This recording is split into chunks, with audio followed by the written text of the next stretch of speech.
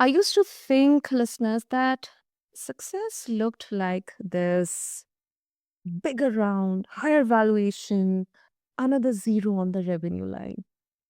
I have seen many people chase it for years. And also kind of have had the opportunity to hear from them, like waking up at 4 a.m. suddenly, heart racing, inbox at maybe 4,000 unread, and realizing that they have built this machine that was slowly eating them alive. And that's when they had this question, like a different question, not how do I build the next unicorn, but how do I build something that doesn't ask me to trade my life for it? Listeners, on this conversation on the BizBlend podcast, this is for everyone who has felt that same quiet panic. I'm your host, and as always, and we are calling this episode as Redefining Success, building companies that give more than they take. My guest, Alisha Esmail, someone who has actually closed the loop between profit, impact, and staying human. Well, she built and exited one of Canada's most recognized ethical coffee companies, wrote coffee, and then turned around and started teaching founders how to use AI and systems to buy back their time and energy instead of selling it off pieces by pieces. So, with that, Alicia, welcome to BizBlend, and I'm really, really honored to have you here with us. Thanks for having me. I'm so excited to be here and I'm excited to get into what you just talked about. Yeah, absolutely. And Alisha, most founders, like I've worked with or I know, say that they want to make a dent or they want to make some kind of impact or build with purpose. But when the cash runway gets short, impact is usually the first thing that absolutely gets cut. You actually paid farmers above cost of production while running a retail coffee chain in one of the most competitive markets in the world. I mean, that is absolutely, it's inspiring, but yet it's really difficult as well. How did you make that math work without lying to yourself or your investors? It definitely took some gymnastics, especially in the early years. Like you mentioned, coffee is one of the most saturated markets in the world. And when I got started, it was really difficult to do things differently. The systems and the supply chain isn't set up to support the farmers. It's really to set up a lot of the people in the middle. Yep. If someone goes and grabs a coffee at a cafe, often, nowadays it's costing 7, $9, but a coffee farmer is often only seeing maybe 20, 25 cents of that. Hmm. And so it took a lot of innovation around supply chain, around working directly with farmers to problem solve how we were going to do things differently and taking risks of importing ourselves, both on our end, but also for our farmers, taking a risk on us, especially in the early days. And then sticking to our values throughout the wild challenges from COVID and even into recently with tariffs. Yep. I think that's something um, maybe predicted or not. No one predicted, but um, I mean, in this particular scenario, when as a founder, you know that this is something. It is too challenging to execute. It may look good on paper, but it's kind of almost impossible to execute because in a way you are questioning, you are challenging the system, the status quo. Um, you know, when something didn't work for you while during the execution and everything, did you have any kind of second thoughts like maybe this is not something that I would like to do? Absolutely. Just like most founders, and I'm sure your listeners have experienced, there were lots of moments where I second guessed myself. I was, told myself there were easier ways to make money, easier industries to be in. But I was really driven to try and create an impactful change in the lives of these farmers. And I remember talking to an old mentor of mine years ago, and I was just like, doing the right thing sucks. People don't honor that, and sometimes you just get taken advantage of. Yeah. And I remember him looking at me and just saying, Alicia, doing the right thing is always the right thing. And that just kind of stuck with me, like a lot has changed since I first started my first business and in the business landscape in general. And I think, like, when it comes to character and values, those are things that will always stand true, no matter what AI transformation is starting to happen, uh, our values and our compass needs to be there. That is so well said. Absolutely. Um, and and you now teach founders, since mention about AI. So you now teach founders to buy back their time, of course, with AI and automation. But the moment you hand off big chunks of your company to tools or cheaper labor, you often lose the exact soul that made the company feel human in the first place. Especially when it comes to impact driven, ethical or responsible driven brands. How do you automate without becoming this soulless machine that you originally you kind of have it in your vision? I'm glad you asked that because I agree. It's really important to keep the soul, Mm. but how do you get ahead without leveraging technology and especially knowing your competitors are going to integrate AI? And so, what I've done and what my team has done is gone down this journey. When we first started to incorporate AI into Road Coffee, the coffee company, we started testing and iterating. And at the beginning, we definitely made the mistakes of, coming across like we're AI and doing some of the basic mistakes a lot of people do, even with ChatGPT when it first launched.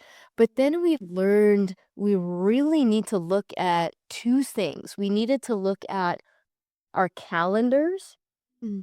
and see where we're spending the most time. And then second, look at our energy and where are we losing the most energy. And from there, we were able to map out where we can leverage AI, and it always came down to relationships. So, myself and my team, none of us wanted to give up the relationships in business. It Yeah. was the, sorting emails for my EA or creating drafts or deep research. It was a lot of the mundane tasks that we could start with and then automating and integrating AI to leverage your genius. So, any founder that's listening or anyone that has an idea, one of the best things you can do right now is look at your calendar, look at where you're wasting time and energy, and ask yourself if I could change one thing right now that would make me happier doing what I'm doing, what would I change? And that's usually a good place to start. Absolutely. And trust me, it frees up, it kind of eases that burden so much from founders' shoulders, because that time, which is kind of, you get back that time, you can actually work on something creative, something strategic, or maybe, um, maybe connecting with your teams and thinking out, how we can solve this problem, what is our challenge, how we can work more creatively here. You get a lot of flexibility as well. Absolutely, and what I really believe is our genius isn't in the mundane tasks or the repetitive tasks. Our Mm. genius is in the strategy, in the creative, in that relationship piece, and that part we still want.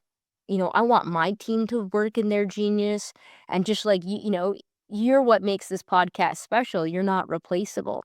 But I'm sure there's a lot of behind the scenes smaller tasks that could use AI. Absolutely. And that's why I could relate so well into it because a huge challenge that, as a podcaster we face is like all this scheduling and emails and, you know, but in some way or the other, like, at least with this conscious identification of which tools can actually help us, maybe in an optimized way, because let's be real that, when especially we are in that beginning phase and there is a huge purpose, there's a huge challenge that we are trying to solve at a bigger level. It's also very important to be monetarily, resource wise, also conscious that, whether we are just simply jumping blindly onto every AI tool which is out there in the market, or we are trying to identify where exactly which particular tool can actually solve all the problems. That's so important. Is there a tool that you're currently working with that you enjoy? Absolutely. I mean, we do a lot of our scheduling and email automation stuff. This email automation specifically has been like a huge relief for us because connecting with the guests, like you must have seen, Alicia, like their reminder emails that actually helped us make sure that, the guests are also aware that today you have this podcast at so and so time. Here is the link. Everything is like organized. We don't have to be humanly present there, to share everything. There is an automation happening behind the scene and working everything.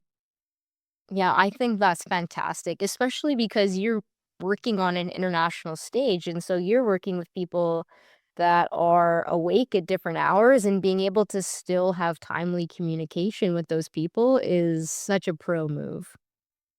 Exactly, exactly. And also, let's talk about, and this is something I am really loving the name, your five tanks framework: emotional, mental, physical, there's relational as well, and then spiritual. um, it sounds great, but then, building something like as impact driven as road coffee, and then, I mean, honestly, there is no work life balance. I mean, there can be a harmony created, but when you are doing something which is very personal to you, you are building something, I think we do not hesitate to put dedicate hours into it. um, which tank did you let run empty first? And I mean, what did it actually cost to you? I would say the first tank that probably led to my multiple burnouts was Mm, probably my emotional tank. okay. Um, Which I wouldn't have guessed at the time. I probably would have said maybe the physical or mental, because, you're working so many hours, you're skipping meals, you're skipping Mm, any type of workout. But I but what I realized in hindsight, it was often the emotional energy that went first. And I think that's why so many people hit burnout and then they start resenting the company they built. mm, Which is sad, right? Because you pour so much energy and passion and time into something, and then you start resenting it if you're not in a good place emotionally. exactly, exactly. And that's why you need not only systems and tools, you also need people, who can actually help you with, whom you can work with, you can collab or delegate with, so that uh, you don't have to be always, because if you keep on doing all the tasks and everything yourself, then, yeah, popularly as people say, you are not running the company is running you. Yeah, that's so true. I like that you said that about relationships. It's Mhm. really at the end of the day, building companies is awesome, but if you're like, what is success without people to share it with? Yeah. It really is about the people and the connection, whether it's an impact driven company or not. I think Mhm. you'd be really lonely if you didn't have relationships at the center. Absolutely. And the most exciting part of bringing people, maybe of different generations, different backgrounds, is that you get to enjoy that, diversity of ideas and perspectives of looking at a single aspect or maybe challenge in your work. I mean, I absolutely love it, when people have actually, um, these young minds have so good ideas on how to look at things differently. And I think that is something which, AI may not be able to replicate, not sure, but from the point where I am, I don't think it is so advanced that it's going to replicate that. I think you might be right about that. I think AI is going to be able to do a lot, but the creativity and the core of that, I don't think that's going to be replaceable because I think that's part of what makes us human. The ability to dream and create and think of create something out of nothing, right? Like right now, AI is at a place where it has the access of all the knowledge in all the world, but it can't create new knowledge, at least not yet. Yeah, yeah. Um, and a lot of people, who are listening, it's kind of a pushback, but they could be thinking that, that's okay, that's fine, it's beautiful, but I have my payroll next week. My impact idea is still a deck, not revenue. There's nothing concrete in front of me. I don't know what can I do here. Um, isn't the honest truth that you have to take a lot from your health, your relationships, sometimes even from ethics, in order to ever get to the place where you can give? Or is that just the story we tell ourselves to justify burning everything down on the way up? I think it's both. I think it's not either or, but it's a combination of both. I think we always have something we can give. Whether it's a glass of water. This is something I learned from working with a lot of coffee farmers and doing development work, and that's my background. I would be in the most remote villages, and I would meet the kindest people that would cook us a meal.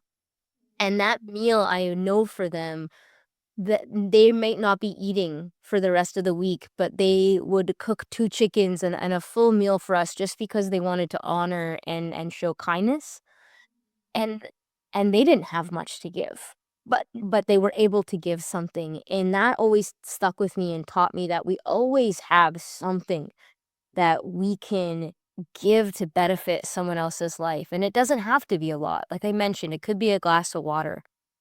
And then at the same time, from a business perspective, there's a lot of competing things for your time. Like you mentioned, you got to build revenue, you got to take care of your current customers, you got to meet payroll. There's a lot of competing factors. I think that's why it, the best thing people can do is if they want to make an impact, and not everyone does, and that's okay. It looks different for everyone. But if you Mm, want to make an impact, what is the easiest way to do that? And then just take one step. It doesn't have to be the whole vision all at once. mm, That's something I had to learn the hard way. I remember being like, well, I don't know how to do this because I can't solve the coffee crisis by myself.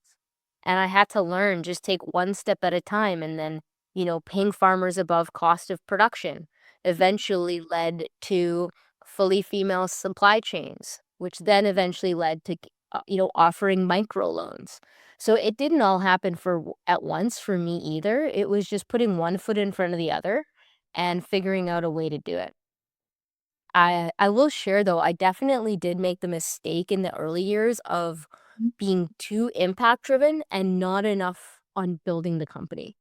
mm, So it is important to bring on new customers. It's very important to drive revenue, and profit solves problems. You can solve more problems and help more people the more profitable you are. And that one I had a bit backwards probably for the first few years of business. mm.